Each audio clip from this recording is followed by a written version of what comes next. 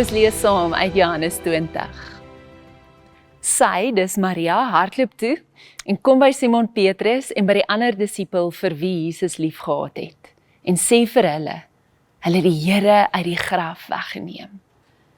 Toe gaan Petrus en die ander disipel uit en kom by die graf. En die twee het saam gehardloop. Toe kom Simon Petrus agter hom aan en gaan in die graf in en sien die doeke lê.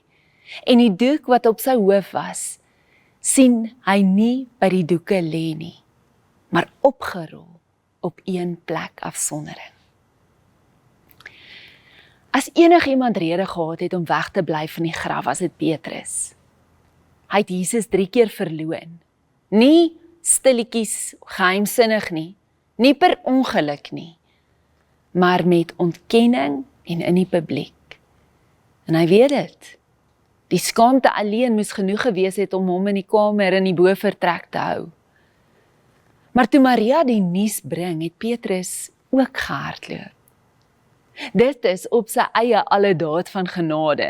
Nie die genade wat die Here bewys nie, maar die genade wat Petrus aan homself bewys. Hy sê nie vir homself, ek het dit verbeur, so ek gaan wegbly nie. Iets in hom, iets breekbaar en onseker en amper wanhoopig besluit, ek gaan na die graf toe beweeg. Sy soeke is nie die soeke van 'n man met skoon hande nie.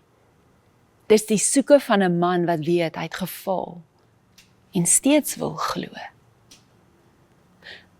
Dit in die wêreld se oë kan hom dalk diskwalifiseer, maar nee, in hierdie storie kwalifiseer dit hom. Petrus gaan in daai graf in en hy kyk. En die teks gebruik 'n spesifieke woord. Hy ondersoek, hy kyk en hy kyk weer. Die doeke lê.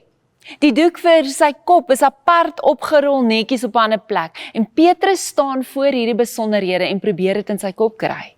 Die teks sê hy kon dit nie glo nie. Hy sien, maar die geloof volg nie onmiddellik nie. Baie van ons ken hierdie plek. Die plek waar jy soek, maar nog nie seker is van dit wat jy sien of beleef of ervaar nie. Waar jy in die graf ingaan, maar die volle prentjie nog nie klik nie.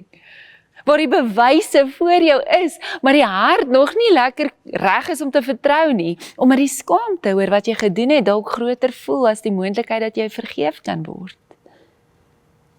Die opstanding is egter nie 'n beloning vir diegene wat dit verdien nie. Dis 'n antwoord op 'n wêreld wat dood is, dood ken.